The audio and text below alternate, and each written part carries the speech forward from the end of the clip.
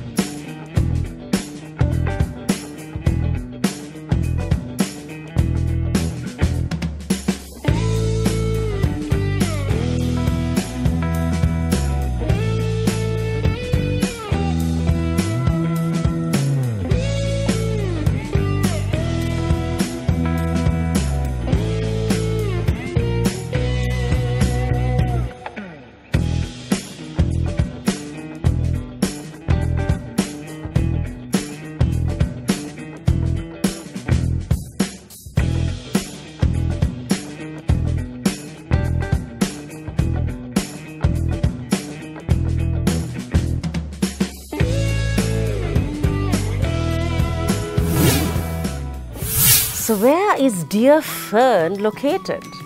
Well, you have to first go down this dingy little lane next to the Ramada Hotel, and you get this little flower shop. And dear God, there are some nice flowers there. And you walk in through up this little staircase and you happen upon a gallery of pictures, candles, mirrors, and then you finally reach the top and you ask for Fern. So, located in Colombo, Golf Face to be exact, where the former Karma, for those of you who go clubbing, you'd know Karma, where all the dodgy stuff happened, and Kolu's former Zanzibar. That's way back in the day, darling, when I was a child. So anyway, that is where dear Fern sits on the second floor of this little dodgy, dingy little building. I mean, you wouldn't know that it's there, but it's a very cute concept because, like I said, it's pretty much in the heart of Colombo, which is wonderful. But of course, that little dingy lane is like, what the f, man? Where are we going? Like, you know, who is Fern? Is he some kind of But anyway, it's a good location. It's in the heart of Colombo, Golf Face. So it's not difficult to get there. So location-wise, pretty good place. So now dear Fern has a lovely little logo. You know the word F? F, now don't get your mind all dirtified. So F for Fern. So F for Fern is a nice simple F. And there's a little word ERN, Fern. Right? So the ask for part is not really there, but you have this lovely little logo of Fern where the highlight is on F. F, our favorite term F. So logo-wise, it's pretty nice. It's very simple, in keeping with their theme and goes well with the whole flower shop and fern feel. So good logo overall. So now, ambience of Fern. Like I said, you walk in through a little flower shop, you go up this dark stairway, and you come to these burning candles. It reminded me of Helga's Folly and the house of Usher met. There are all these old pictures, and then you come up another dark stairway, and there are these mirrors. And you look at yourself. Nice. And then you go up there, and then you come upon this counter, And you expect like, you know, some morbid looking butler to be there, but there was nobody. There was a sweet girl called Svetlana and this lovely sign, Fern, and you enter in, and of course the lighting is very dim. I told you it's a bit like the house of Usher, because first you're like, candles, myself, no. But overall, a lovely ambience, because it gives you that kind of very spooky feeling, you know, you're like in some old abandoned, dodgy little like house, like House of Usher, definitely, you know, Edgar Allan Poe comes to mind, and a bit of Helga's Folly, you know, a bit of that madness, that pissuness is there. And then it's a lovely restaurant, because the area is like very dimly lit, so you can't really see much. It's good for like a little romantic getaway, except that the tables are a little too close to each other, so you can't get up to any kind of hanky-panky. And but ambience wise, it's really nice, cozy, you feel very intimate. Overall, ambience wise, it was really nice. You feel very warm and cozy, and you get over the feeling of the House of Usher, and that kind of goes out the window, and it's very dim lighting, but it's sort of like a greyish tone in there. So I would say it's not your typical romantic place, but it's intriguing. You know, for those dates you go on where you want to intrigue each other, good spot. So ambience wise, very nice. Something different to the normal thing, so pretty good. I liked it. I'm a little spooky, but that's fine.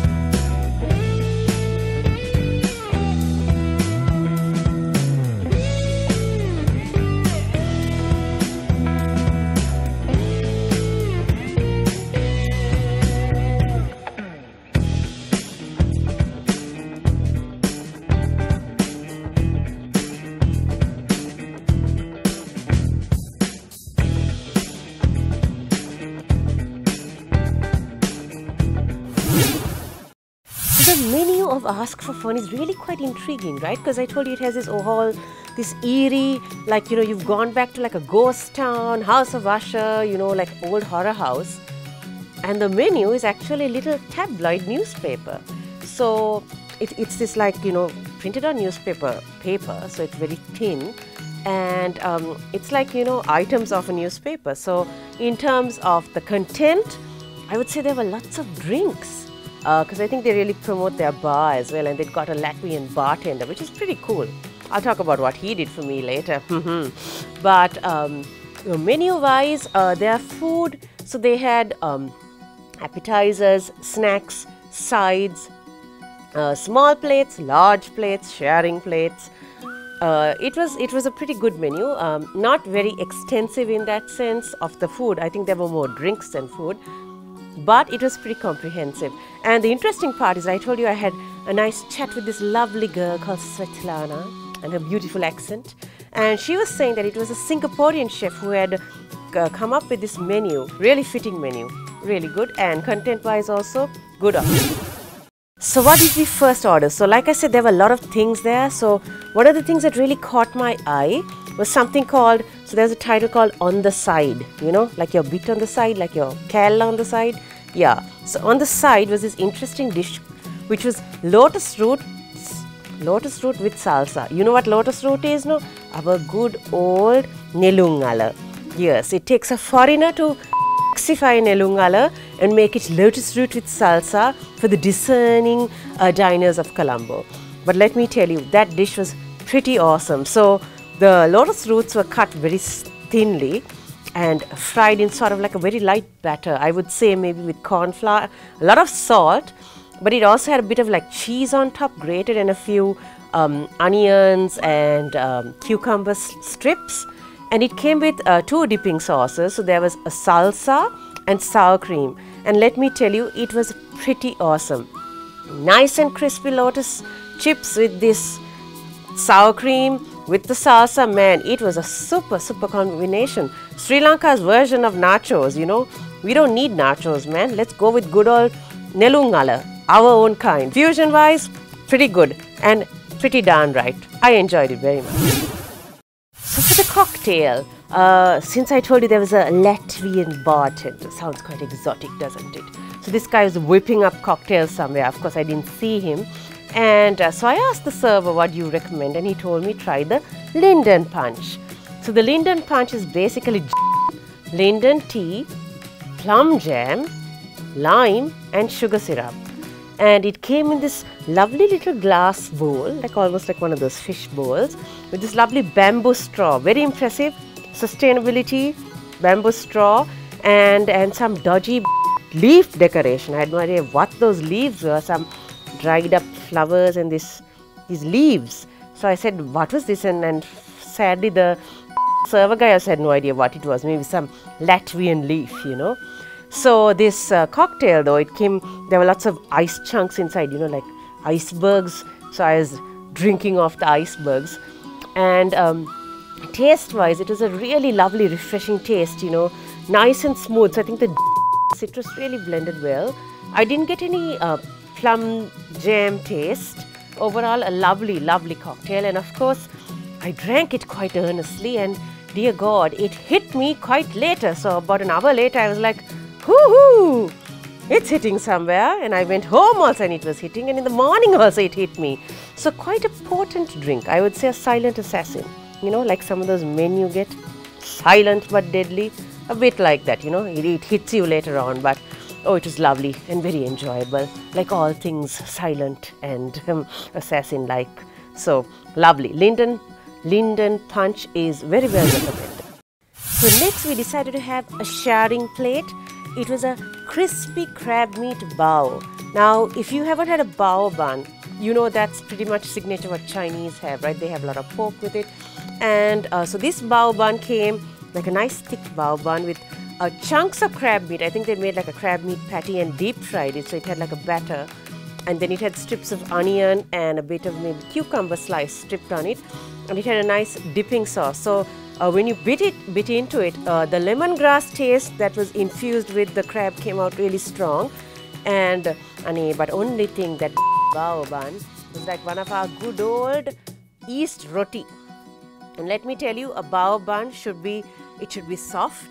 It has to really melt in your mouth, and it cannot be like a East roti, right? So for me, that was a real disappointment. And according to dear Svetlana, these bao buns they make in-house. So clearly the chef has to like tweak that skill a bit.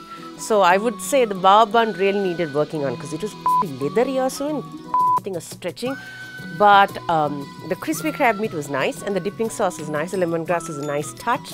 A little heavy though, because that yeast in there, you know, yeast had got in and like made that really pang like. So I wasn't too pleased with the bao bun. I don't think it's a genuine bao bun, but overall nice dish in terms of the crab meat, but the bao bun needs work. No yeast roti, man. The rest of it was fine though. The next sharing plate we ordered were the seafood dumplings wrapped in rice paper, like a little toffee, with a nuoc marmot dipping sauce. So the nuoc marmot is basically a fish dipping sauce, and the dumplings were sort of made like a little cutlet bole, you know, and with the, like tied like a little toffee. And they on their own were okay, not so exciting, but the dipping sauce, man, that was fabulous. Really nice, really strong flavors coming through with little bits of chili cut on top. So I would say the dipping sauce was like really good. The seafood dumpling on its own was like, you know, an icing, a cake with no icing. So it was okay, so, but with the dipping sauce together, it was a good combo. And the dipping sauce, Really good stuff. So overall, pretty decent dish. Looked cute also with that little tied up. So next we decided to try a large plate, and I went finding Nemo and I found Dory. So I decided to have a herb crusted Dory. So Dory, you know the fish, the little fellow. Actually this dish comes on with a tomato confit on a bed of bok choy. So the fish was really nice. It's a herb crusted fish, and they have a nice, you know, karapincha kola on top, quite tasty. And then, dear God, the tomato suddenly assaulted me from somewhere, and that was a bit sharp, and I was like, ugh. But I would say the flavor complemented the fish pretty well. Maybe not to my palate, but somebody else might like it. And somewhere down there, hidden inside, was a slice of vataka. Don't ask me what it was doing there. I don't know. It suddenly appeared. Overall, as a dish, quite tasty, and I'm glad we tried it. So good. So now I decided to try a small plate. I had a large plate, so it's a small plate. And so I asked what they would recommend, and they recommended this Poms and Peps salad. It sounds very fancy. Basically what it is it was vegetables with pomegranate seeds, a pomegranate sauce, and it said star papadang, right? And you remember the ching chong papadang we used to have. This is very racist of me to say it, but let's put it into context. As children growing up, we had this like flowery papadang. That's somewhere from China, I think. So it was like called ching chong papadang, and it was ching chong papadang. I was quite thrilled to find it there, dear God. But taste-wise, it was really good because the papadang, the pomegranate seeds, and those grilled vegetables are quite good.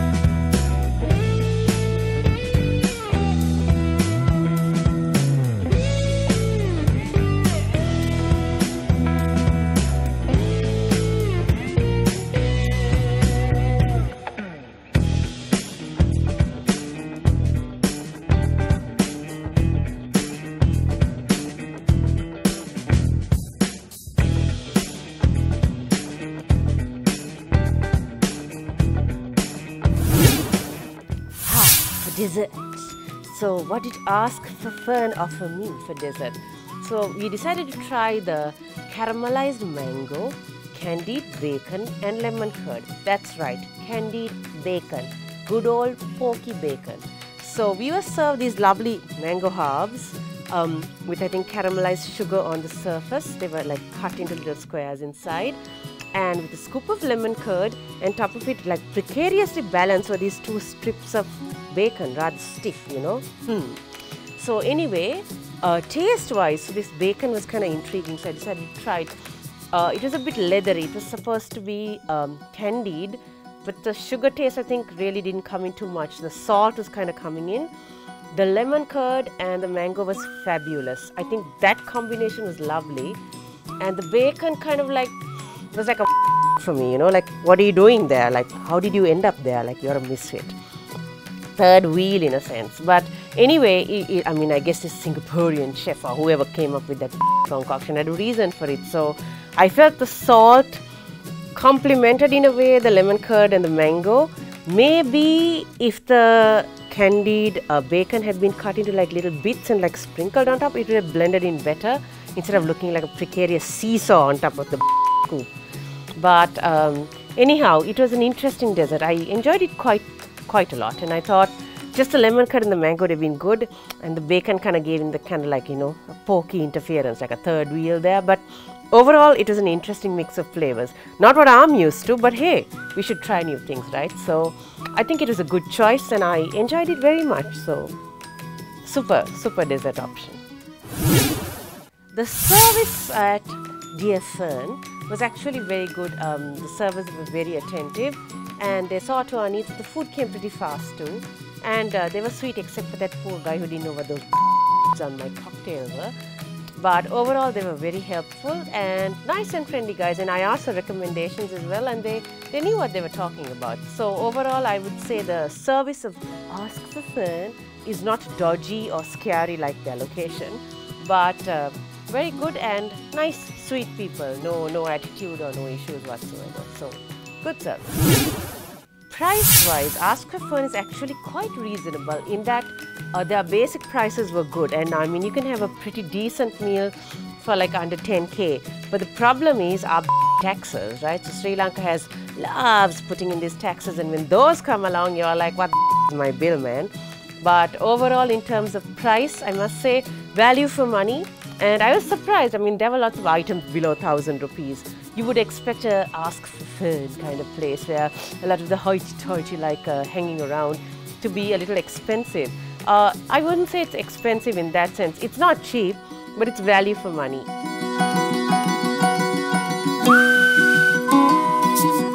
Any more dodgy, dark places you'd like me to explore? Well, trust me, my palette is quite diverse and I love finding out new stuff out there. So do join me as I head out to see where the nooks and crannies of Colombo offer some of the most delectable and delicious food. And let me tell you my honest opinion about all of it. So stay tuned.